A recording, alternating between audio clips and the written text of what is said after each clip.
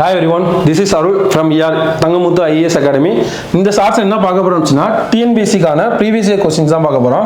இந்த questions என்னன்னா if stone quarrying is done by the blasting method with the length of lines least resistance of 2 meter. Least resistance எவ்வளவு கொடுத்திருக்காங்க? 2 meter கொடுத்துட்டாங்க. ஓகேவா? அதுக்கு what is the rough estimation of gunpowder record? Gunpowder வந்து எவ்வளவு record அப்படினு கேக்குறாங்க. ஓகேவா? இது ஃபார்முலா என்ன? A equal to L square divided by 0.008. இந்த Aங்கிறது என்ன ஆச்சுன்னா எவ்வளவு gunpowder amount of gunpowder எவ்வளவு அப்படிங்கிறது, இந்த Lங்கிறது இந்த resistance length resistance எவ்வளவு அப்படிங்கிறது. இப்போ A தான் நம்ம கேட்டிருக்காங்க, A அப்படியே வச்சுக்கலாம். L எவ்வளவு 2 மீட்டர், அப்ப 2 ஸ்கொயர் எவ்வளவு 4, அப்ப 4 divided by 0.008 ஆ. இப்போ 3 டிஜிட் இருக்கனால 1000 ஆல ஈஸியா நமக்கு புரியறதுக்காக மல்டிப்ளை பண்ணிக்கலாம்.